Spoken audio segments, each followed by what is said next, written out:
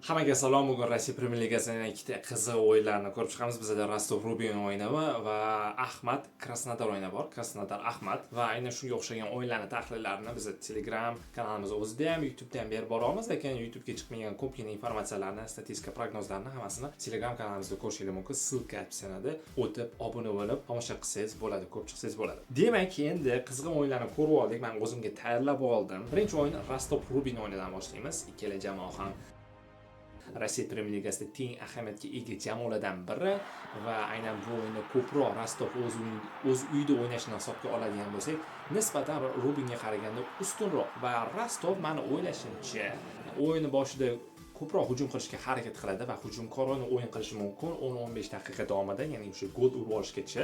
Gol urib olgandan keyin menimcha komanda ko'proq himoyaviy o'yin qilsa kerak.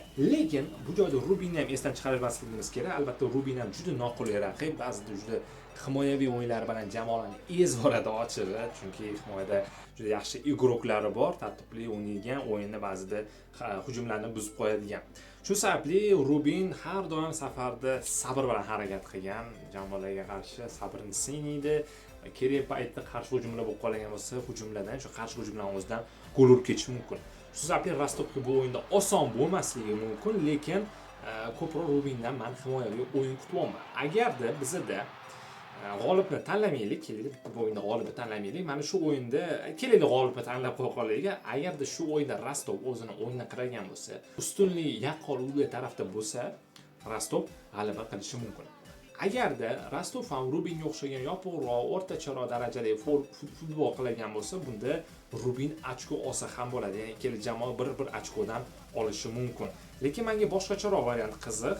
Nimaga? Chunki bu o'yinda agarda ikkita gol bo'lgan bo'lsa, umumiy gol soni 1.5 dan ko'p bo'ladi. Biz tanlaymiz. Ya'ni ikkita gol bo'lishi uchun qanaqa bo'lishi kerak? Shu 1-1, 2-0, 0-2, 2-1 yoki 1-2. Mana shu hisoblar agarda bo'lib qolgan bo'lsa, umumiy gol soni 1.5 dan ko'p bo'ladi. Ya'ni umumiy gol soni 1.5 dan ko'p bo'lishi uchun bizga mana shu hisoblar kerak bo'ladi va shunda bizning natijalarimiz o'xshashi mumkin.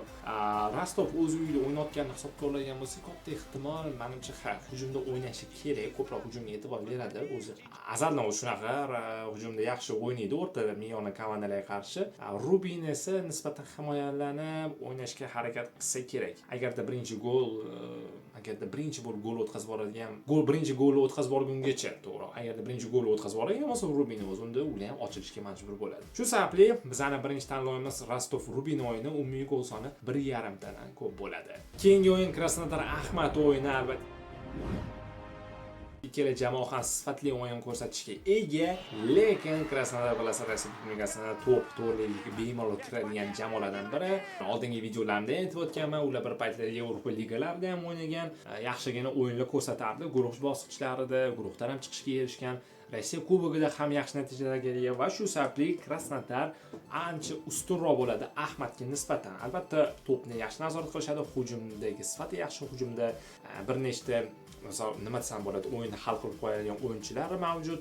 Qanotlardan yaxshi harakat qilishadi. Shu sababli Ahmad gol urishga potensiali nisbatan yuqoriroq o'yinni boshlarida va ancha bosim berishi mumkin raqib jamoaga qarshi. Ahmad uchun esa bu o'yin ancha qiyin bo'ladi. Bilasizlar, aytib o'tdim, Krasnodar hujumda zo'r o'ynaydi va ular majbur o'yinda boshlovchi himoyalanishga, chunki gol o'tkazib olsa ketda ancha qiynalib qolishligi mumkin. Shu sababli ko'proq himoyaga e'tibor qilishadi, kamroq tavakkal qiladi Ahmad jamoasi bu o'yinda va shu ularning odatiy o'yin uslubi har doimdek raqibi bo'sh nuqtalarni qidirishadi. Raqib hujumga o'tgan paytida agarda bo'sh zonalar paydo bo'ladigan bo'lsa, Ahmad aynan shu bo'sh zonalardan foydalangan holatda qarshi hujum, ya'ni kontratakada o'ynashi mumkin. Chap qanotdan yoki to'g'ridan markazdan kirib borishi mumkin agarda oldiga o'yinchilar shu narsa bo'ladi, hujum chizig'ini oldida yaxshi o'yinchilar qo'yilgan bo'lsa.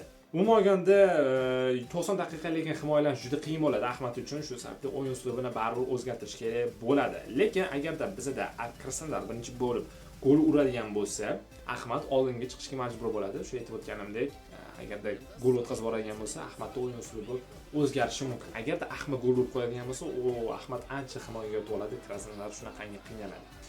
2 barobar kuch tashlashga to'g'ri keladi. Shu sababli Krasnodar gol o'tkazib olmaslikka harakat qiladi va o'yindagi tempo o'yini boshida olib, hujumga o'tadi va gol urishi mumkin. Va gol urgandan keyin albatta avtomatik tarzda Ahmadda ham o'yinini ochib yuboradi. Shu sababli biz ekspressimiz bo'yicha Krasnodar tomondamiz va bizga bu xavfsizroq variant. Shu sababli bizning ikkinchi tanlovimiz Krasnodar mag'lub bo'lmaydi, 1x va umumiy gol soni 1.5 tadan ko'p bo'ladi. Va bizga bu ekspress, to'g'ri, bu tanlov bir nechta ssenariy beradi. Agarda Krasnodar 2-0 yutadigan bo'lsa, tanlov o'tadi.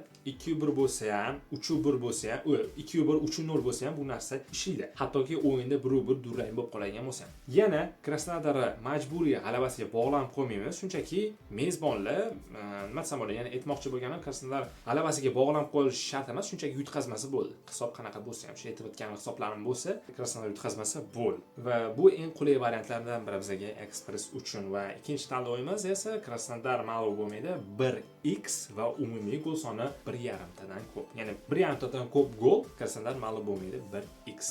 Xullas, mana shunaqa tarzda o'yinlarni biz tahlil qildik, oxirgi jamoalarning holatlariga qarab, tarkiblariga qarab va yakun ekspressimizni endi ko'rib chiqsangiz zo'r bo'ladi. Birinchi o'yin bizda Rostov Rubin o'yini, umumiy gol soni 1.5 tadan ko'p bo'ladi. Rostov Rubin o'yinini tushuntirib berdim. Rostov nisbatan ustunlikka ega, lekin kelasi baribir ehtiyotkorona harakat qilsa kerak. Yana o'yinni ko'rish kerak. Ikkinchi o'yin bizda Krasnodar Ahmad o'yini. Bizning tanlovimiz Krasnodar mag'lub bo'lmaydi, 1x va umumiy gol soni 1.5 tadan ko'p bo'ladi. Va bugungi ekspressimiz Rostov Rubin 1.5 tadan ko'p gol va Krasnodar Ahmad esa Krasnodar 1x va 1.5 tadan ko'p gol bo'lishi kutilmoqda. Va biz albatta konfetsiyat orqasidan quvmadik, aniq imkoni boricha analitikalarımizga tayangan holatda ma'lumotlarni berishga harakat qildik. O'ylaymizki, hammasi bizning tarafimizda bo'ladi. Albatta statistika va natijalar. Shu sababli hamma o'yinchilarni ham holatini hisobga olganmiz. Albatta bularning hammasi 100% ishlaydi, biz hech qachon garantiya bermaymiz, lekin shu aytib o'tganimdek jamoalarning oxirgi o'yinlari holatiga qarab mana shu yechimga keldik. Yana o'yinni kuzatamiz, ko'ramiz. Yana boshqa kutilmagan ssenariy ham bo'lishi mumkin, lekin mana shu fikrda qoldik biz hozircha. Agarda informatsiyalarimiz yo'qotgan bo'lsa, shunga o'xshagan zo'r informatsiyalarni svejiylar boshqa joyga chiqmaganlarni Telegram kanalida ko'rsanglar bo'ladi. Ssilka opsiyasida o'tib obuna bo'lib, podpiskani bosinglar agarda qiziq bo'lsa. Hozircha shular edi. Keyingi videoda ko'rishguncha.